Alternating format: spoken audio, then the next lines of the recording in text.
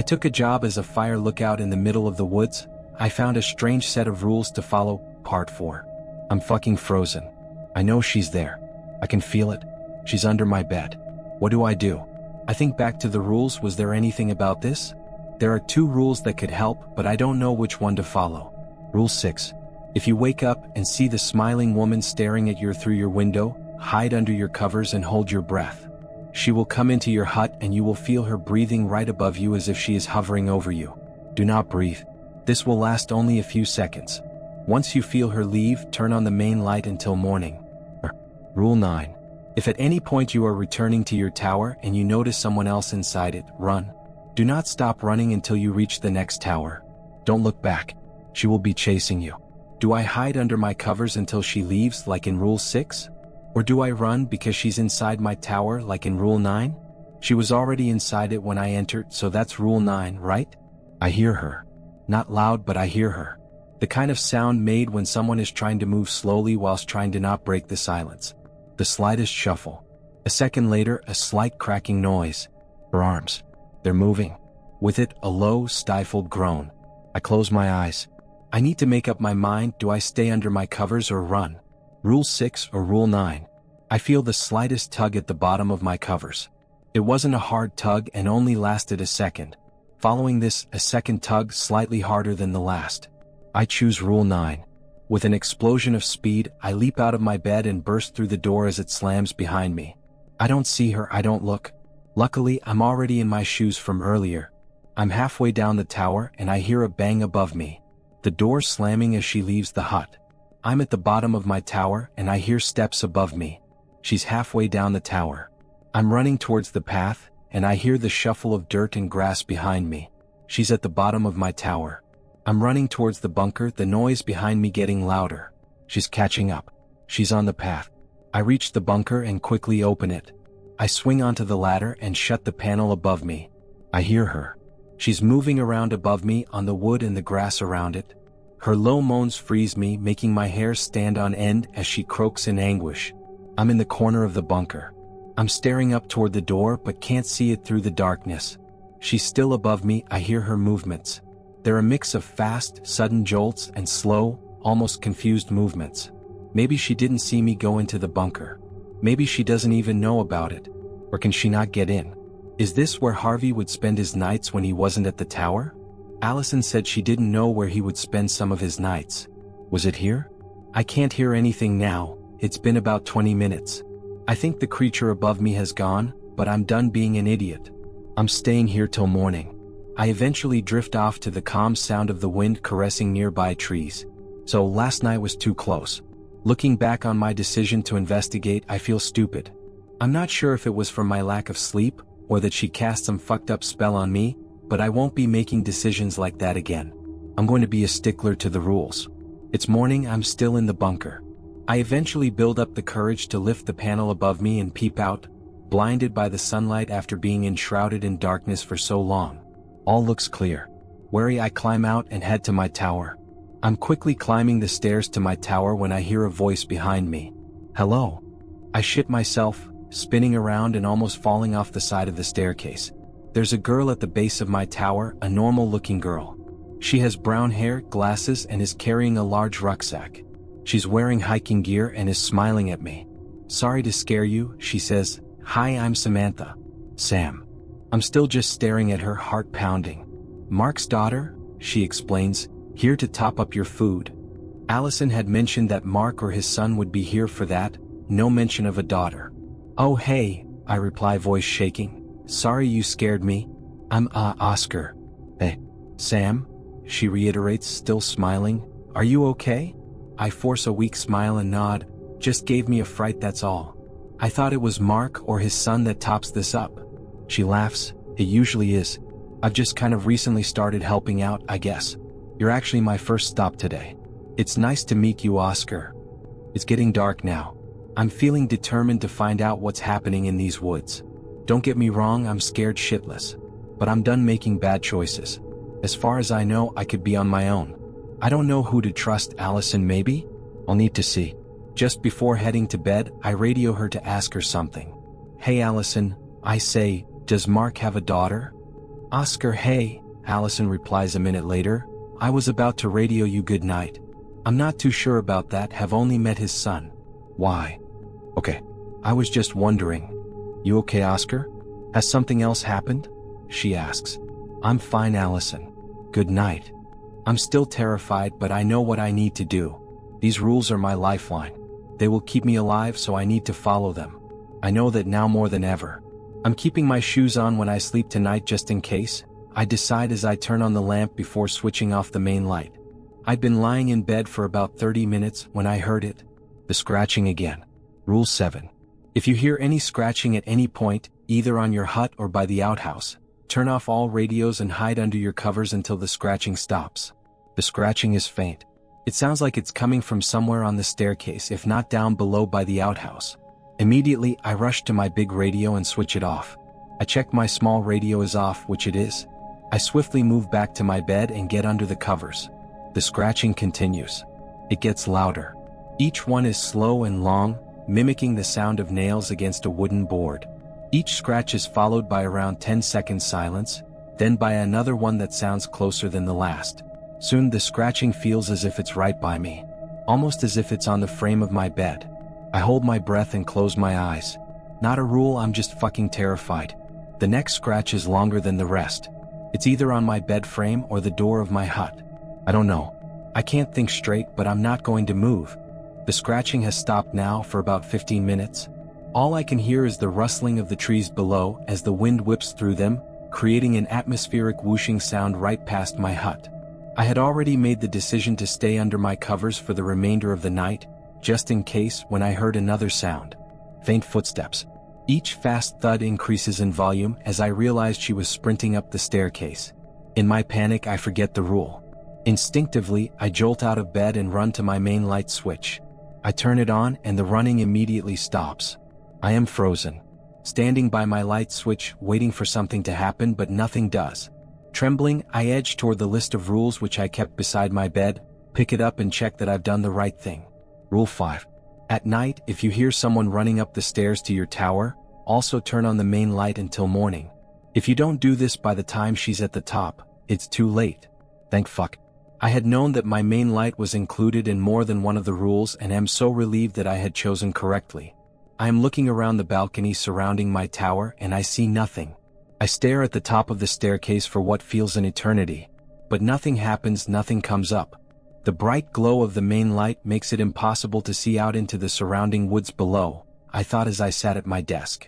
It's been about 2 hours since she tried to run up my stairs, and there's no fucking way I'm going to be able to sleep tonight. So I use my time wisely. I've been intensively reading the maps of the surrounding areas, learning the routes around my tower like the back of my hand. However, I have also learned something new. I've managed to learn the route to the next closest tower. It's not too complicated. Whilst I still think I can trust Allison, I want to actually meet her. I want to see her for myself and talk freely, face to face, not hiding behind a radio. I've decided that tomorrow I'm going to go to Allison's tower. Part 5. I wake up early. I'm only on a few hours sleep, but it'll do. In fact, I'm too driven to even notice. I pack a light backpack, some food, water, flashlight, radio, my map, and my machete. I also bring the camera to see if Allison can confirm if the man in the photos is actually Harvey. The sunlight is peering over the outstretched trees.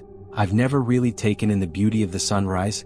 I'm usually either asleep or scared shitless. But it was beautiful. I decide not to tell Allison I'm coming. Whilst I do feel a degree of trust, I don't want to warn her of my whereabouts, giving her a chance to change or alter anything just in case. I lace up my shoes and start the trek to Allison's tower. It should only take about 3 hours. The route was relatively direct, and judging from the map, I wouldn't have too many steep climbs or anything. I noticed a stark difference as I ventured out of my zone and into Allison's. Each lookout has a zone. They are to maintain the paths and deal with any issues that may arise within their zone. However, as I made the transition into Allison's, I noticed that her paths were not well maintained. To be honest, they weren't maintained at all. Overgrown trees, bushes, and flora made me thankful I brought my machete as I hacked away and continued along the barely visible paths. It was tiring work, but I wanted to make sure the paths were clear enough to run through should I suddenly need. I was just losing motivation and starting to get hungry when I reached her tower. It had taken about 5 hours due to the work I had to put in clearing the paths, but I'm here now. The tower is exactly like mine, the same layout with the hut on top of the 4 stilts, huddled within a small opening in the woods. Her outhouse was on the opposite side, but her food bank was in identical position to mine, just left of the tower's base. However, there is one massive difference I immediately notice. What the fuck? The remains of a massive fire pit, like that of a bonfire, around 50 feet from her tower.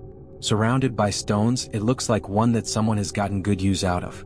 Considering our job is to make sure there are no fires at all in the woods, that's a bit fucking strange, isn't it? I make my way up the tower. I'm relatively quiet as I do so, partly because I don't want her thinking I'm the smiling lady running up her stairs, but mostly because I'm nervous. Upon reaching the top, I can already see the tower has nobody in it. In fact, it looks like it never has anyone in it. The hut has old nests along the top of it, old spider webs along the banisters, and dust literally everywhere. I go to open the door. It's locked. That's weird, my tower doesn't even have a lock. I peer through the glass, squinting to see through the thick layer of dust on the inside of the window. It's dark, darker than it should be in there. I can make out the main radio on a table, next to a stack of what looks like newspapers and files. The bed, messy, unkept. There's a bag peeking out from under the bed, I'm guessing it's her rucksack. From what I can see, there are no books, no decks of cards, nothing to keep her occupied during the day. How does she stay sane? I decide to radio her. I've not trekked all this way to not meet her.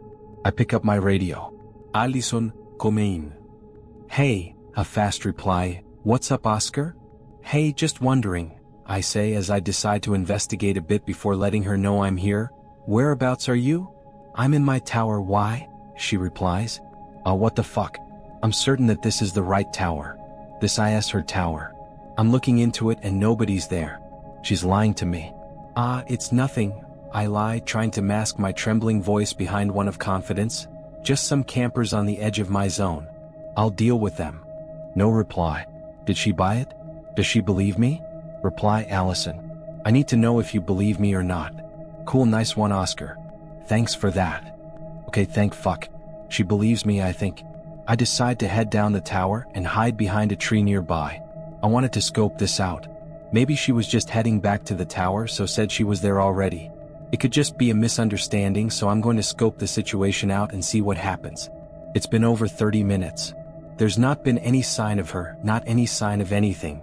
In fact, this area is completely quiet. Completely dead. Where is the rustle of animals, the sound of distant hikers? It is so quiet. Too quiet.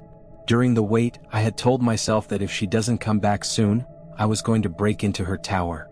I have no idea if that's illegal or not. It's technically the property of my employer, right? I'm guessing it is illegal, but I need to investigate. And I need to do it soon. Before it gets dark. I hit the door with the butt of my machete just above the doorknob. The loud bang breaks the eerie silence, followed by the creak of the door as it swings open, freezing me for a second as I wait for something to happen. Nothing. I head inside. Dust hits me and I hold myself back from coughing. I need to be quiet and I need to be fast. The inside of the hut is cold, weirdly colder than the temperature outside. I walk over to the stacks of newspapers and files. The headline for the first newspaper I see gives me chills. Sister hikers missing. I skim the article, it's these woods. 2 sisters missing. Was this Allison's sister? She only told me she had one sister missing. Was she the other one? This doesn't make sense. I flick through the rest of the newspapers, most just reiterating that 2 sisters were still missing. Until one sister found after being missing for 3 weeks.